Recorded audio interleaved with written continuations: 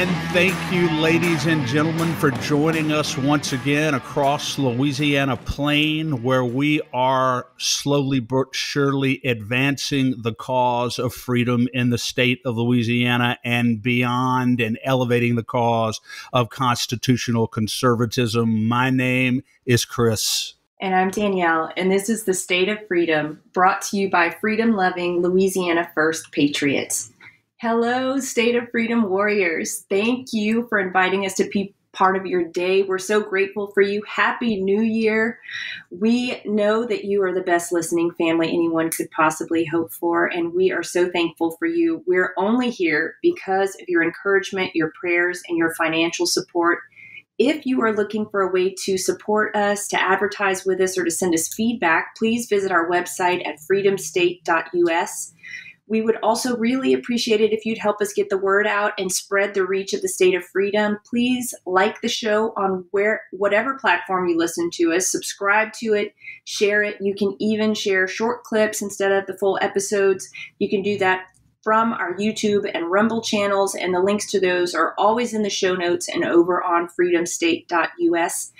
Well, today we have joining us someone who exemplifies leadership, courage, and faith.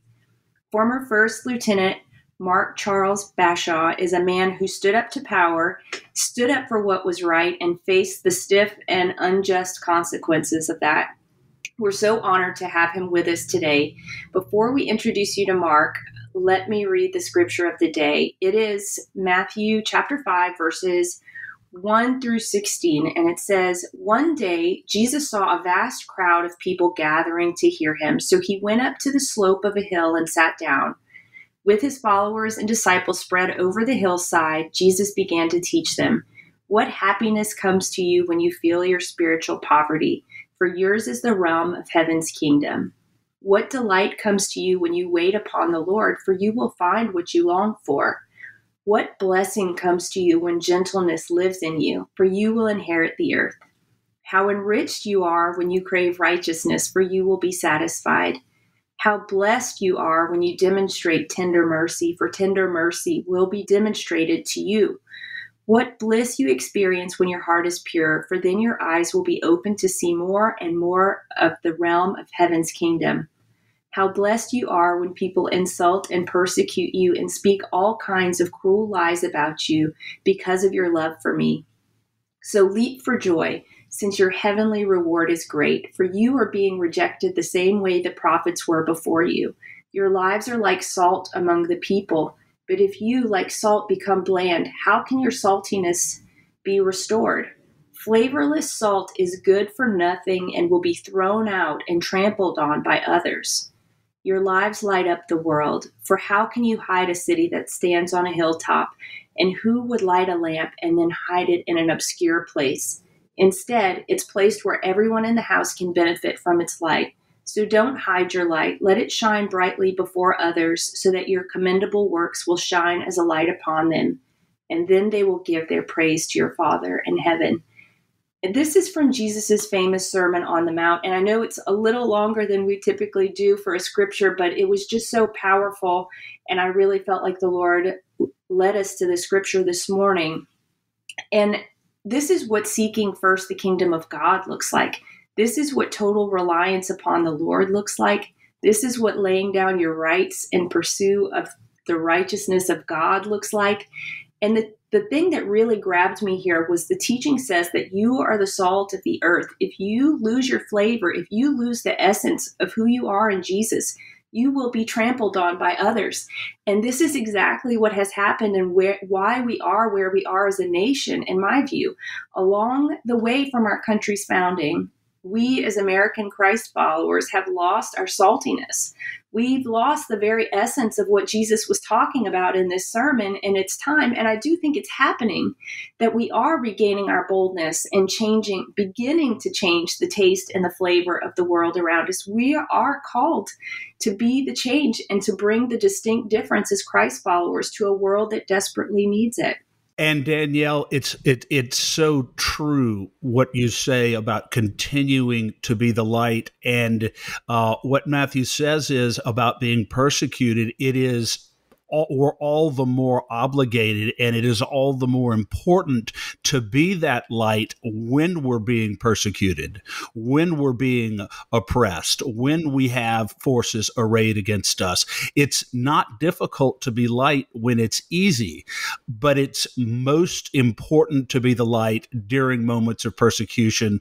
And that is what our guest today, former First Lieutenant Mark Charles Bashaw, has done, because he has in fact been persecuted, ridiculed, and opposed, yet continues to shine the light. And what a pleasure it is to have you with us today, Mark. How are you, sir? I'm doing great. Thank you both for having me on. It's an honor to be here. It is such the pleasure is all ours. Since you haven't been on the show before, Mark, why don't you tell the listeners a little bit about your background, your career in the military, what brought you up to this point? Yeah, I'd be happy to. So I served 17 and a half years in active duty in the military. I enlisted when I was 19, right out of high school or soon after high school. And I went to basic training in the Air Force. And then immediately after basic training, I got shipped overseas for the next 10 years to serve in various different places, such as Tokyo, Japan, Kunsan, Korea, Germany, the Middle East, the Central America. And then I ended up actually in Louisiana at Barksdale Air Force Base. And then in 2019, I did a direct commission into the Army Medical Service Corps as a first lieutenant. Out of Barksdale Air Force Base, I went to the recruiter's office over there in Shreveport, Louisiana, and got recruited. And immediately after Army training, I got stationed at the Army Public Health Center as a preventive medicine officer, and my specialty was specifically in medical entomology. And so for a total of those 17 years, including in the Air Force time, I served as an entomologist, pest management, worked in the public health areas. I worked on airfields, protecting pilots from bird aircraft strike hazards. I've worked in various different arenas, focusing on vector-borne disease and risk communication strategies to protect our service members. So that's a little bit about my background in a nutshell for the last 17 years. Wow. And most recently, January 1st, 2024, a letter of military accountability that I believe you helped to draft and you certainly signed. Danielle and I had an opportunity to read this letter addressed to the American people and signed by, it looks like, a couple of hundred current and former military members. Tell the listeners about that letter and why it is so important.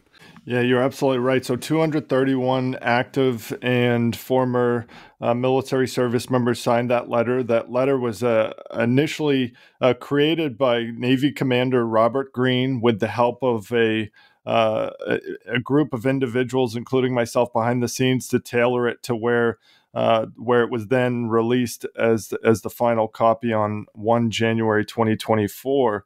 And that all is the culmination of what's happened since what I call an attack on our nation began in March of 2020 with what I call now is the plandemic, and that attack directly against the people of our nation and, frankly, humanity. But from my own perspective and my own point of view, I was at the Army Public Health Center. I was attempting to raise concerns to my chain of command and to Army leadership about the fact that these products that were being forced upon service members and the general populace, for the most part, were not safe and they were not effective. In fact, they were dangerous and deadly. And we had the data in the databases, in the government's own database to show that information.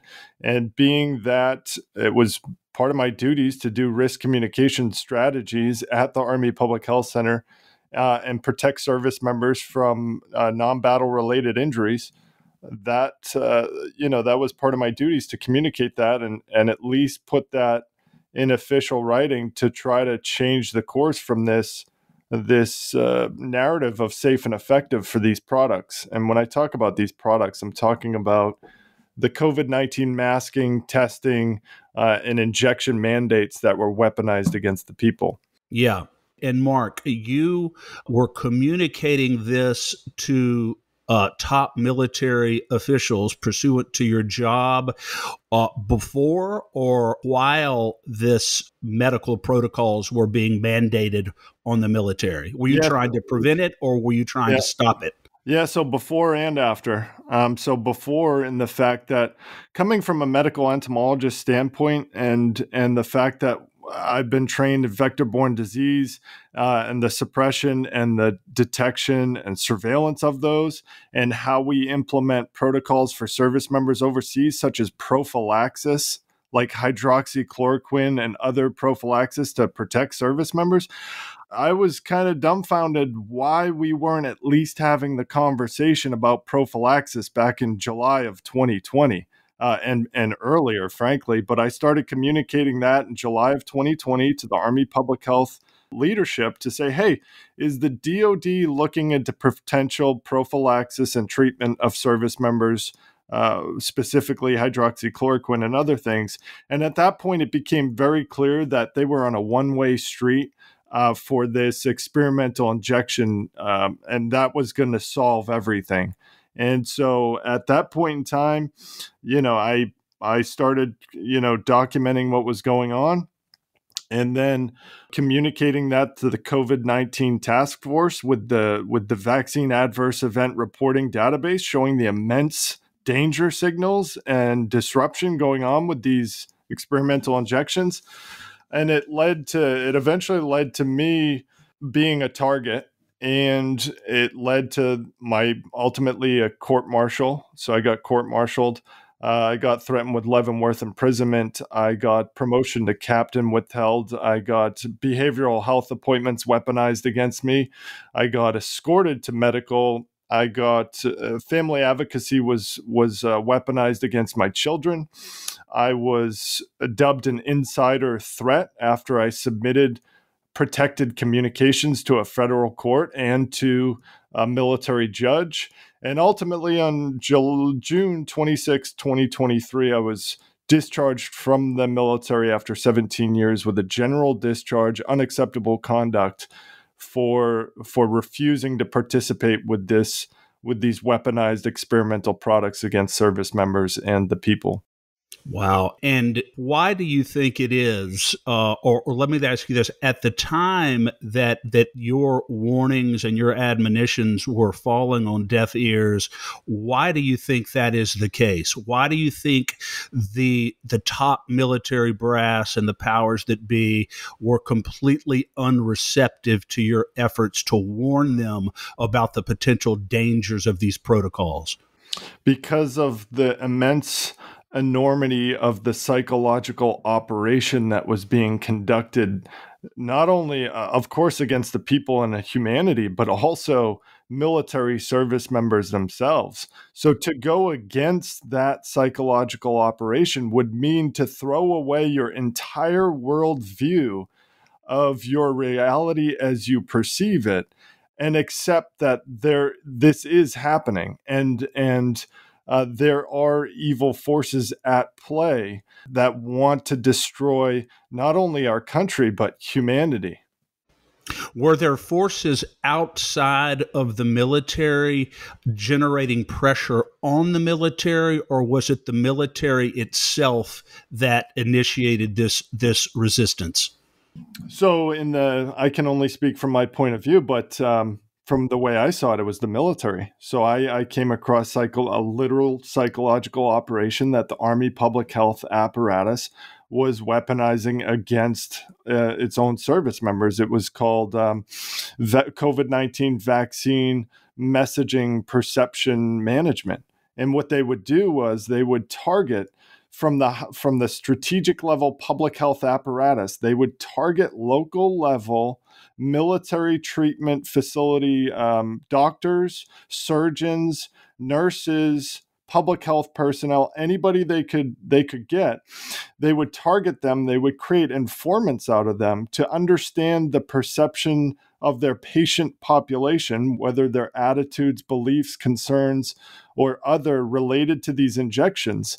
And then they would weaponize a risk communication strategy to increase the uptake of the injections among the force. And I can say for certain I've submitted that protected communication to Congress, and that plan and that project to Congress. That's all fully documented. That's not me. That's not conjecture. That's not me making things up. But also, they most likely did that on the public side as well, with your local county public health officials. Absolutely. I think back to my time at Pfizer and just the way that public health, with the conversation around quote unquote public health was happening. And one of the big catchphrases, buzz phrases they used to divide people was the concept of vaccine hesitancy. Well, should you be hesitant to take something that has been put together in just, the shortest time in history? And should you be mandated to do that against your will? I think people have a right to be hesitant, and I think it's wisdom and discernment to be hesitant. But I think you're absolutely right about the psychological warfare, because we saw it play out across the country. We saw it play out in families and communities and workplaces. It's just, I think I'm so proud of what you and the team behind this declaration have done by bringing this forward, because I think that we as a society have kind of moved on, and a lot of people were hurt during this operation.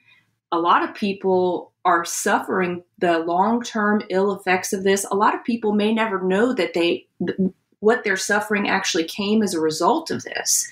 And you and the 200 plus members of the military, active and former, shining a light on this and demanding accountability is so critically important. And I think in my view, it's kind of the moment we've all been waiting for people to actually stand up in a united way, in a powerful way, and say, we won't take this anymore. Mark, would you tell us a little bit about what's in the declaration and what you hope for it to accomplish? Yeah, so that is our pledge as service members, active and former, to do everything in our power, lawfully, morally, and ethically permissible, to attain accountability. And if that takes until my dying breath, so be it. But that's our pledge, and that's what we owe, and that's what we took an oath against enemies, foreign and domestic, so help us God, to execute, whether in uniform or now out of uniform. That's my mission. And so that's basically, in a nutshell, what this is. And I will say to the general public, if they want to support this, they can certainly go over to the author, Navy Commander Rob Green, created a website called militaryaccountability.com. They can go over there, and there's a petition on there that's also a pledge, and those individuals interested and feeling compelled to do so can certainly sign that. And right now, I believe it's up to 8,000 signatures, and it's been out less than 24 hours. That is strong. That is strong in a 24-hour period. Mark, what does accountability look like? What is your vision of accountability? We're talking about thousands and thousands and thousands of military men and women who have been directly and adversely affected by what is a gross violation of core fundamental constitutional rights on the part of the military establishment. What does accountability look like? Accountability looks like court-martials for these public servants specifically, and I'm talking specifically about military service members who violated their oaths of office.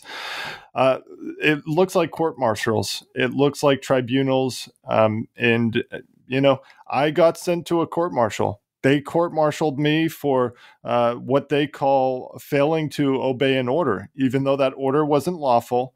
It wasn't legal. It wasn't ethical. It wasn't moral. Everything about it was completely wrong and upside down. I got sent to a court-martial. I've been held responsible for my actions, and the same will occur. They will be held in a court-martial. And in fact, on November 28th, 2023, I submitted a criminal complaint of UCMJ violations against my commanding general, Major General Robert Edmondson from Aberdeen Proving Ground, Senior Mission Commander. I sent it directly as an affidavit of truth under the penalty of perjury with all the evidence attached to Commanding General Charles Edmondson, the commander of Army Materiel Command, which is the senior commander to that general. Are they related? I'm sorry, Charles Hamilton. I apologize. Thanks for catching that. Yeah. I was like, that seems like it's not going to go well. General Charles Hamilton, Army Materiel Command, is in receipt of that protected communication. He's in receipt of that affidavit of truth.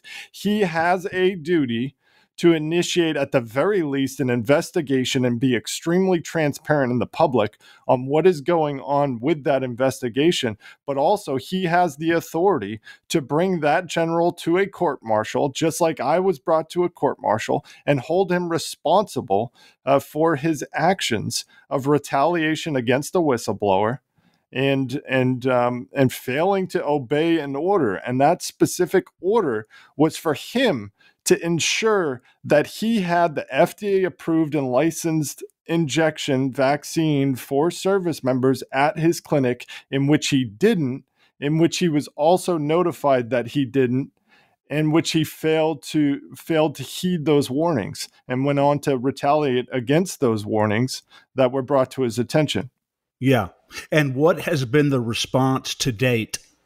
So they have acknowledged it. The Pentagon has acknowledged that criminal complaint, and they've commented that they've gave a very cookie cutter response in the fact that they said, personnel matters aren't discussed publicly at this point in time. So a very canned response, but there's a timer on this, and if there's failure to address this situation, then we'll continue forth and going up the chain. Yeah. What's the timer? What's the timer? So the timer is 60 days from the time I submitted it to this commanding the General Charles Hamilton. So he has 60 days, and the time is running out, and pretty soon I'll release public affairs officer email to the public, so the public can start inquiring with this commanding generals, see what the status is on this. Yeah. And I'm assuming, Mark, that apart from, or in addition to the 231 current or former military members who signed this military declaration, that there probably are many other military members throughout the country who support it. Oh, absolutely. Absolutely. There has been a huge response to this. Even in our own circles behind the scenes, a lot of service members actively serving, hey, if I'd known about this, I would have signed it. Unfortunately, we weren't able to get it to all the people we would like to in a timely manner, in a secure manner, without it being released to the public prior to the release date. But I mean, we have 8,000 and counting. I forget the number. I think I just checked it this morning. I believe it's 8,000 on the petition. So any service members or we the people out there that wanna sign the petition to pledge accountability, like I said, please go over to militaryaccountability.com. Yeah. Was this done originally, Mark, this response, this draconian response to your overtures, to your efforts to warn, is it possible that to a degree the response was sincere? We hear always follow the science, follow the science, follow the science. Playing devil's advocate for a minute, is it possible that they were following, or at least thought they were following, the science? At a point, yes, but there came a time at a point, no, because of the quote unquote case rates, because of the fact that people were still getting sick, because of the damage and destruction from the mandates and the products themselves, and the fact that they never actually worked, because of the draconian measures. I mean, it got a point in time where you could no longer stand upon that quote unquote science, right? And so then it became, I'm just following orders, right? Then it clearly to this day is simply a careerist move to not make waves and to not do what's right, is to not take the hard right over the easy wrong. And most are taking the easy wrong in this worldly view of saving their careers versus the mission, their job, their duty, their oath against enemies, foreign and domestic. I mean, it got to a point where I was looking at medical officers in the face while they counseled me, calling me an insider threat after I submitted hard evidence of the destruction these injections were causing to a federal court, looking at them saying, listen, medical officer to medical officer, we have the data. It's right here. And literally that medical officer putting their thumbs in their ears while I talk to them. Wow. Has this had an effect, Mark, in your view, on both the morale in the military overall, in the rank and file, and also on recruiting efforts into the military? 100% recruiting and retention crisis, and the morale is at an all-time low, because not only did the current service members see how their fellow brothers and sisters were treated, but many of the service members, I would say 90+% of service members, got coerced into participating with this thing, this experimental injection that legally and lawfully they never had to take. It's literally written down that, hey, emergency use authorized products, you must be given the option as a service member to accept or refuse, right? So they never were given that option. And then come to find out, this quote unquote NDAA gets passed and they rescind the mandate. So all of those service members who got coerced and forced and manipulated psychologically and spiritually and emotionally into participating with this product, only to find out, oh, wait, I never had to participate in the first place. And now a lot of them are dealing with debilitating effects. A lot of them are dealing with the moral injury and the aftermath of that. So yeah, morale is, I would say, at an all-time low. And top that off with this wokeism that's going on, in the fact that these transgender freaks are put on a pedestal, right, and prancing around, calling for diversity, inclusion, and whatever, equity or whatever it's called. Meanwhile, we just destroyed the religiously convicted, or those who had a right of conscience, for the past 3 years because they refused to be a lab rat. Yeah. And Mark, on that subject of kind of this woke issue and the, the push for DEI and this idea of like policy over conscience, policy over people, policy over the law, what do you think that this letter, this declaration for military accountability, and seeing, you mentioned also the PSYOP of COVID within the military and basically worldwide, do you think that this declaration kind of cracks the door open for conversations a little bit broader and some accountability on these issues that are weakening the military outside of the COVID realm? Absolutely. More and more every day that maybe those individuals that were on the fence of like, oh, maybe this is right, maybe this is wrong, are now fully understanding, no, this is wrong. This goes against everything as Americans that we believe in. This goes against the fundamental principles on which this nation was founded. And if you're a service member in uniform at this point in time, and you're not, asking for that discernment or just simply, most service members, from my opinion, most service members never wanted to participate with these draconian measures. They saw it for what it was. And most service members, I would say a lot of them are probably upset with themselves that they didn't stand when it was, earlier on. But this is an opportunity to stand up upon which you swore an oath to defend, right? The only lawful contract you have as a service member or even a public servant, right? Which is your oath of office or your oath of enlistment.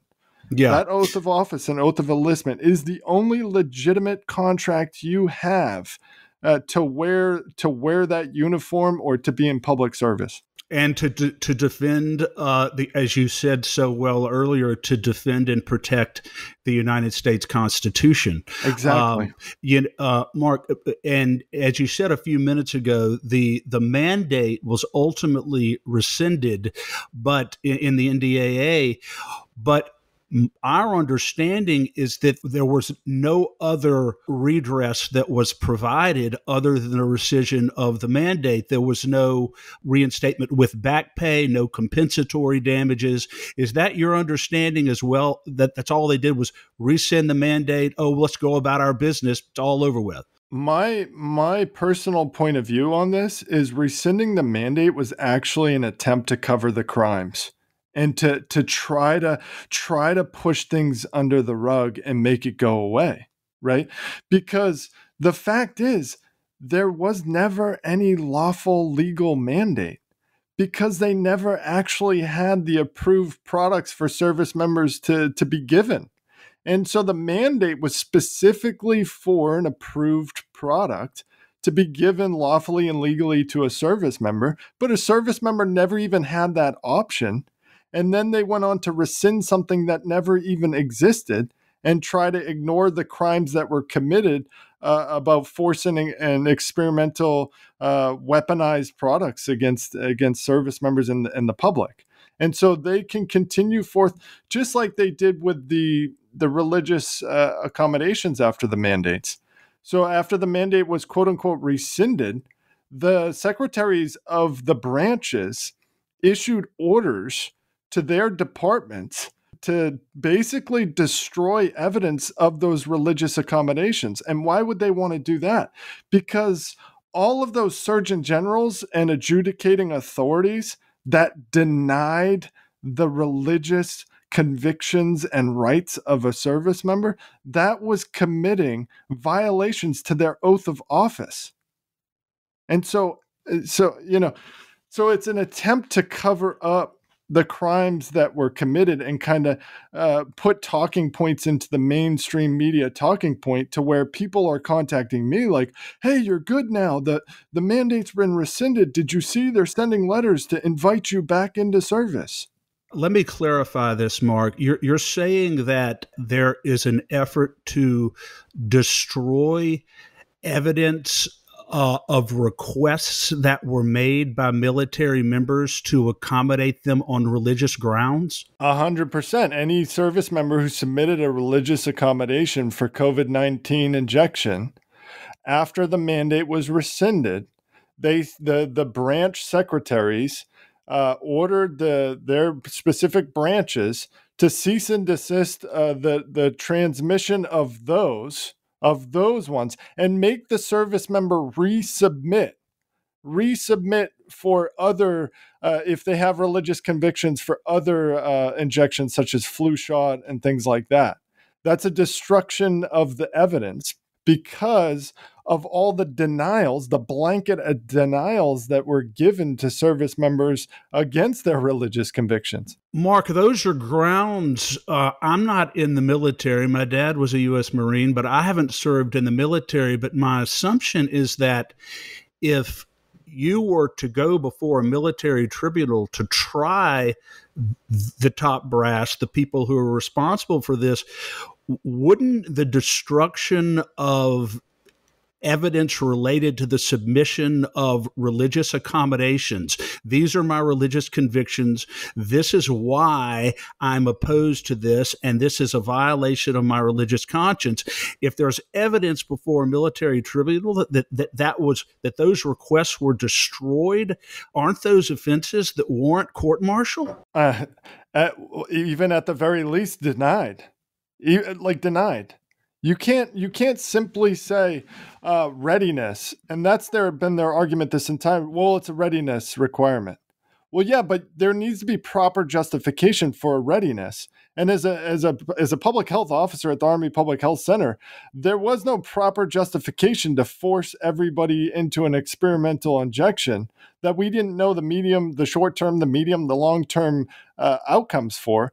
And just parrot safe and effective to hypothetically reduce transmission of a disease that we're, again, forcing people to take these tests on as well.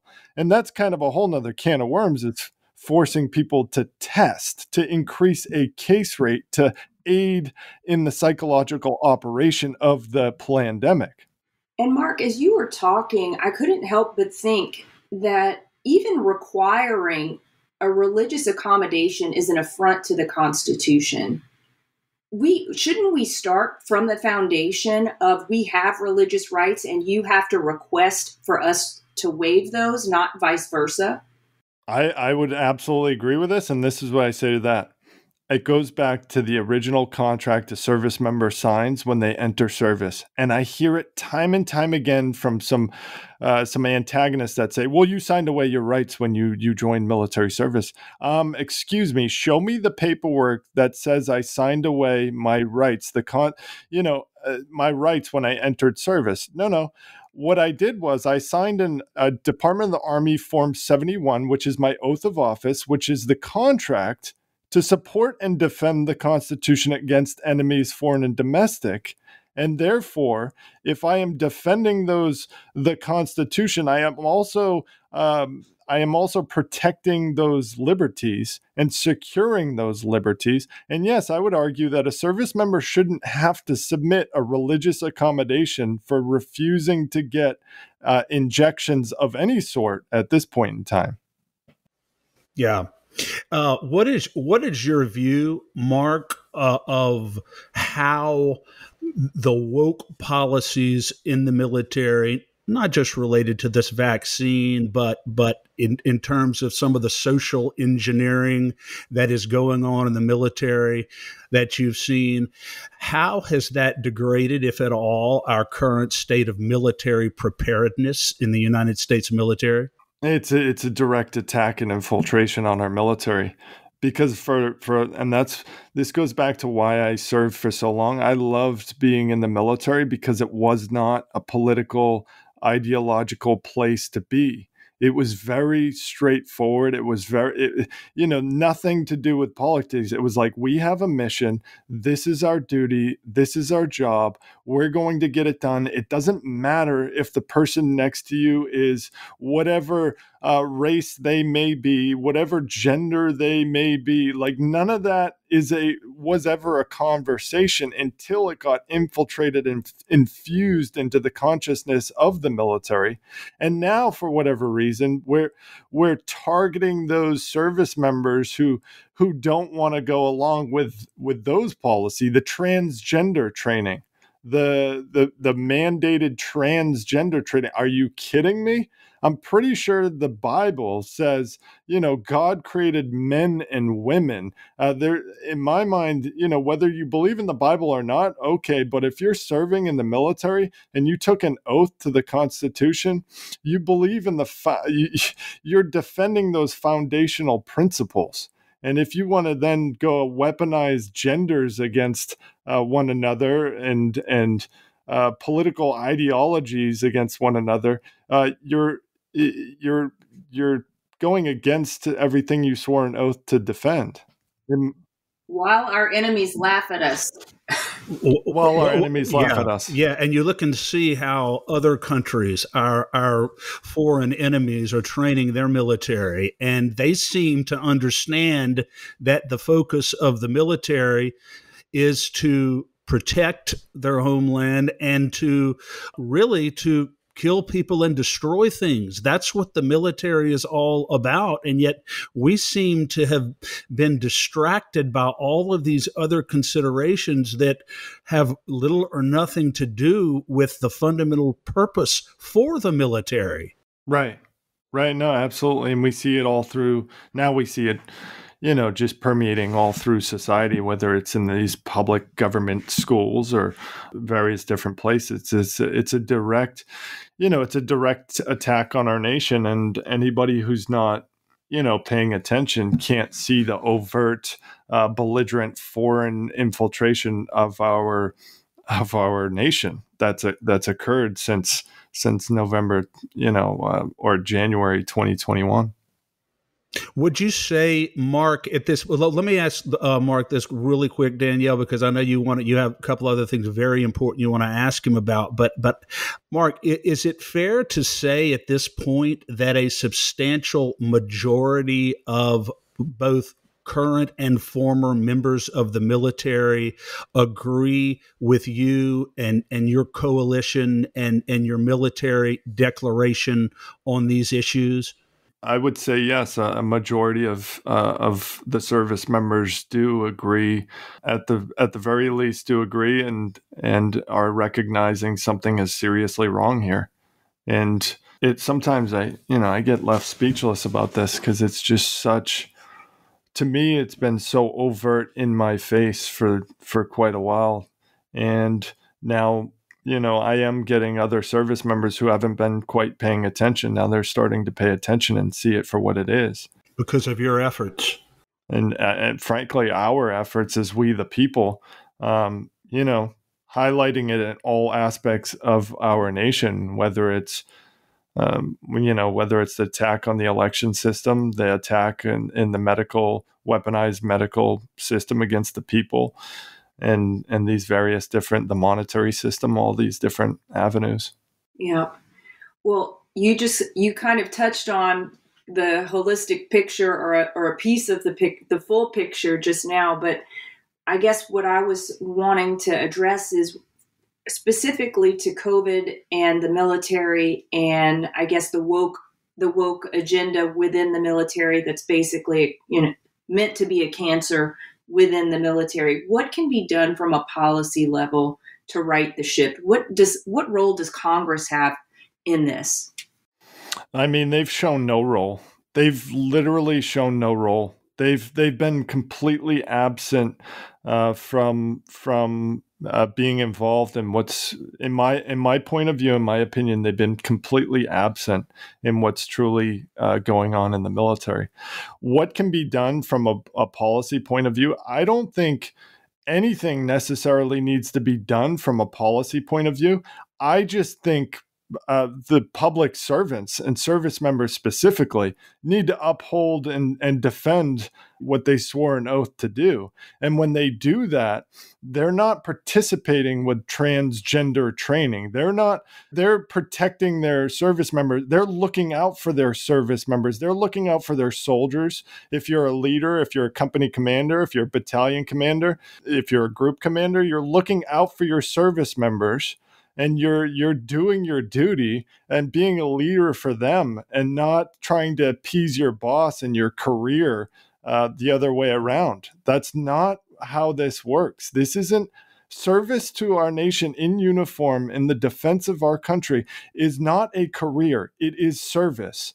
And if you're a public servant, that's also not a career. That is service to our local communities, service to our statewide communities, and service to our, centralized government. It's not a career. And we need to get rid of that careerist mindset of trying to appease your boss to get the next promotion.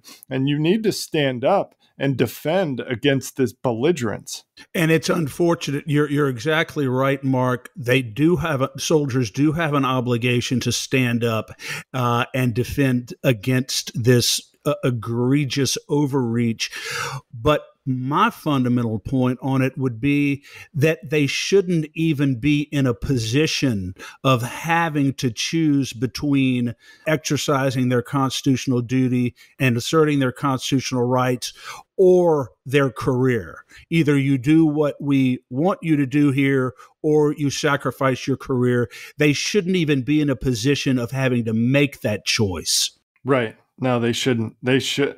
But that highlights the complete infiltration of what we're dealing with. That just highlights, at all levels. At all levels, we're dealing with this.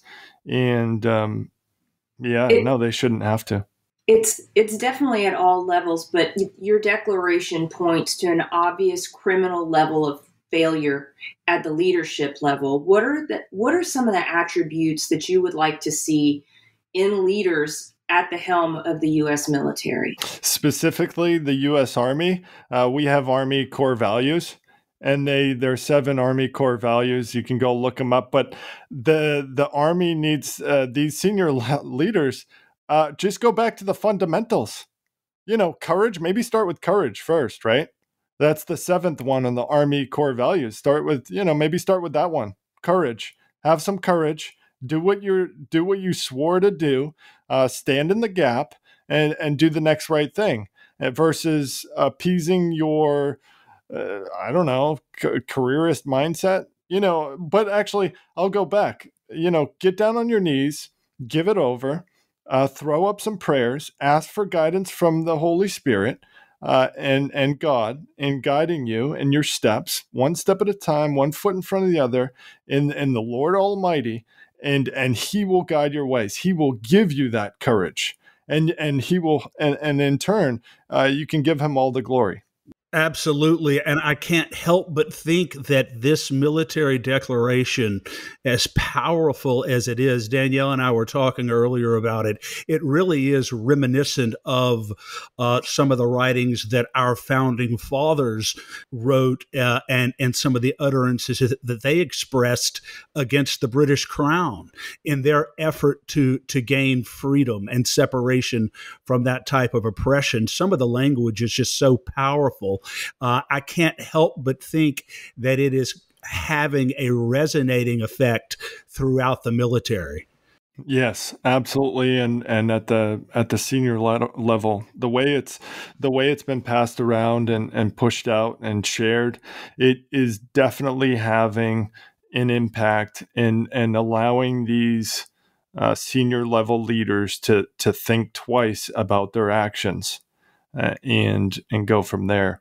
But it is Commander Navy Rob Green is an amazing writer. He also wrote the book Defending the Constitution Behind Enemy Lines, which talks about basically the entire saga of the COVID draconian mandates within the military, and also goes into individual stories of the service members who stood against this tyranny and attempted and continue to communicate with their senior level leadership about the data signals, the law, the Constitution, everything.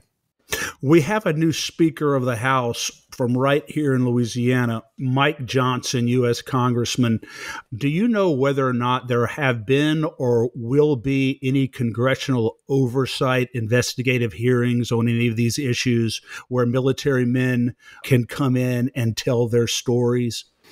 I don't have any forecast of those. However, that is definitely something that needs to happen. There are plenty of service members that have evidence that need to be introduced into that body of record, that court of record, and to show what's happened. And they in turn need to call and bring and have hearings on this and absolutely conduct an investigation. Yeah, well, we've had Speaker Johnson on our show a couple of times now, and based upon what we know about him, I suspect he would be open to that because he is very much a student of the Constitution and has expressed profound concern about government overreach into the realm of individual liberty, not only in the civilian realm, but in the military realm, which is what we're talking about here today. What can our listeners do, Mark, non-military members, just our listeners, our supporters, citizens throughout Louisiana and throughout the country do to help support this effort? Yeah, so like I said, go over to militaryaccountability.com, read the petition, and if you feel convicted and led to do so, please sign and share with your local communities as far as you can. And the second thing I will say is get involved and stand upon the fundamental principles. As we, the people, we retain all of the power. We have all of the power.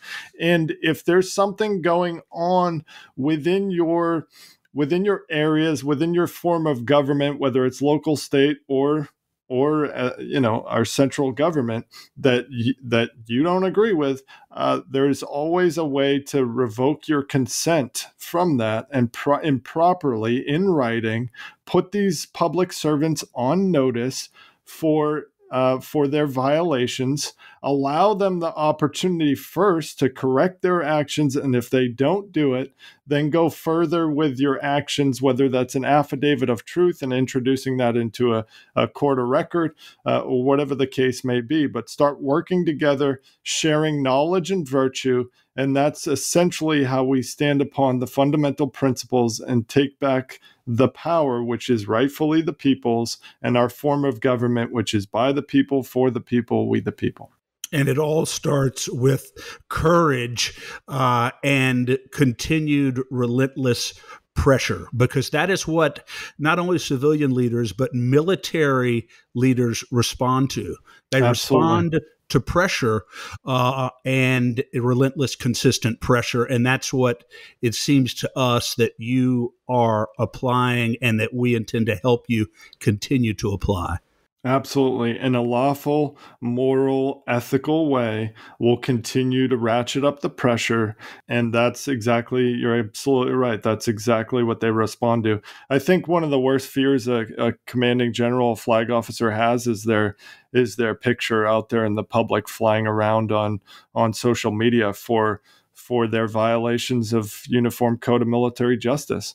But at this point, it's warranted because we have all the evidence, we've documented it, and we've attempted numerous times over and over to obtain redress to no avail. And so now our duty is to go directly to the American people and allow them the opportunity to speak up as well. What are you doing, Mark, on a daily basis now to continue the effort, and how can our listeners follow you personally? Yeah, so since I got discharged from the military in June 26, 2023, I started a website called freedomfighter1776.com. You can go over there. You can click the Patriot Resources. You can follow those individuals.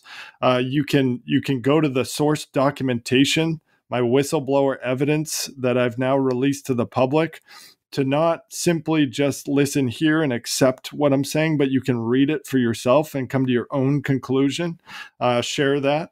And I'm also on social media at Twitter at MC Bashaw. You can follow me there as well. And a bunch of other service members and former service members sharing the truth and getting the truth to the people. Well, we're going to continue to try to get the word out here. The effort that you're making here is so historically consequential because if this is allowed to stand, then it is a massive dagger in the heart of the freedom that is enshrined in our Constitution. And it is just so it's just egregious. It's astounding when you really think about it. And the fact that you are raising public awareness across the plane, across the military. And I can't help but think that ultimately there will be accountability with continued sustained effort here. There has to be accountability. Absolutely. Truth and justice is the only way forward. And ultimately we all know who wins. God wins. And all the glory is to God. God wins. All the glory is to God. We'll love to follow your story, Mark. So please plan on staying in touch with us and reach out if you have any new news to share. We'd love to be able to be a platform for you here anytime you want to come on. Absolutely. I appreciate that. Thank you very much. And we'll make sure that we put the sites and the links that you mentioned in our show notes today for our listeners to access. Well, God bless you, Mark, for coming on, and God bless all of your efforts. We're praying for you, and Godspeed, sir. God bless you both. Thank you so much. Thank you. Chris, what a champion for what's right. This conversation has just really reminded me that we have, kind of lightened up on our fight against government overreach that was the COVID pandemic. And I'm so thrilled that we have someone in Mark Bashaw and many others who are standing up and saying no more. And also, we're not going to sweep this under the rug. We're not going to let this go unanswered. Our pain and our suffering deserves redress, and they're standing up for it. And I think it's amazing. And future generations are depending upon a proper and just outcome to all of this. It just has to be. It has to be done, and we can't allow this to stand. There too many military men and women have been damaged irreparably because of this. And one of the things that I think is unfortunate is that our Congress is not standing up more strongly on this. And we need to encourage Speaker Mike Johnson to address this in oversight hearings, investigative hearings in Congress, whereby military men and women who have suffered can come forward and tell their stories and make sure that the American public really understands what happened here. Because this is not the sort of thing that is supposed to happen in a free republic. It's simply not supposed to happen. It's not. And, you were talking about Mike Johnson, but I also think this is something for Jim Jordan's subcommittee on the weaponization of the federal government to take a look at, because he has been pulling no punches. I mean, if he can go after Twitter, he should very well be able to go after generals and commanders and the like who forced this on our servicemen and women against their will and to their great detriment. So I will also want to be reaching out to Jordan's office, because I think he needs to take a look at this. Jordan and Speaker Johnson, no question about it, to initiate that process. It will get done, and it'll be a great victory. The fact that, this military declaration of accountability was done, brilliantly written, compellingly researched, and is spreading across the military. And I think that there has to be redress, real accountability, and hopefully there will be. Well, Danielle, I am thrilled as always to have spent time with you today. And this is an issue here in all of the podcasts that we've done to date. This is one of the top most important issues. It is. And before we turn to kind of final words, I can't recommend enough that people read the declaration. It's one page. The rest of I think it says it's 12 pages. There are 11 pages of signatures. There's one page of text. And as you said, it's brilliantly done. And I believe that, as you alluded to earlier, Chris, the signers of this recognized and did so with great courage, as they pledged basically the same as our founders did, their lives, their fortune, and their sacred honor in pursuit of recompense, in pursuit of what's right, and in pursuit of a return to constitutional, lawful government. So we will link to the declaration in the show notes. Please take the time to read it. It's a fantastic document, and I think it's a document that we will point to, historians will point to and say, this was a crux of the turning of the tide in America. I absolutely believe that. Yes, I absolutely believe it too. A defining moment in American history, not just within the context of the military, but within the context of our broader society and the survival of our republic. No question about that. Yeah. I am thrilled to have spent time with you, Danielle. It's like where does the hour go? Where does the hour go when we're having fun advancing the cause of truth and righteousness? Thank you for the opportunity to be with you again today. I want to take a minute to encourage our State of Freedom listeners for their continued support of our show, because it is through their support and their efforts that we're able to elevate the cause and the voice of truth throughout Louisiana, and we're continuing to expand rapidly. Yes, and if listeners are interested in supporting us financially, you can do that at freedomstate.us, or if you're interested in advertising your business, you can also drop us a line from there or send a note to us at info@freedomstate.us for more information on advertising. Our P.O. Box, for anyone who'd like to send a check directly, is P.O. Box 861, Berg, Louisiana, B-O-U-R-G, Louisiana 70343. And you can also support the work that we are gearing up for with the legislature coming back in session next week by supporting LCAG. And you can do that at lcag.org. And Chris, help us out with the P.O. Box. P.O. Box 64952, Baton Rouge, Louisiana 70896. We need your support. We need your financial support, and we need your outreach and your advocacy efforts to continue to move forward and make sure that our legislature is held accountable to the citizens of Louisiana. Yes, and one final point is we have an opportunity for any listener who may be interested in investing in precious metals or even starting a home-based business in the precious metals industry. Metal Stacks is a precious metals collectors club where you can buy your metals at the best prices on the market, which is actual dealer cost. Metal Stacks is beating the big sites, and they have no credit card fees and no minimum. So if you're interested in purchasing metals, you can visit metalstacks.com/DWalker. That helps me out. I get the commission. And you can also refer people to Metal Stacks for an additional income. So if you're interested in learning about the referral business aspect of Metal Stacks, email me directly at Danielle@freedomstate.us. And I'm working with Chris and Katie on this so we can help you get set up. We are thrilled to be a part of it, thrilled to be working with you. What a great opportunity for all of us. Well, Danielle, every day, by God's grace, we are continuing to move forward. We're continuing to elevate the cause of constitutional freedom, continuing to hold leaders in Louisiana accountable, continuing to give voice to great American patriots like former First Lieutenant Mark Bashaw, and with continued daily effort and focus and God's grace, we are daily advancing the cause of freedom and liberty in the state of Louisiana. We are. God bless you, Chris. God bless you. Thanks for listening to the State of Freedom. To stay on top of all the calls to action we mentioned today, just check out the show notes for the episode. If you'd like to support the show financially, visit our website at freedomstate.us. If you'd prefer to give by mail, you can send a check to the State of Freedom, LLC at P.O. Box 861, Berg, Louisiana 70343.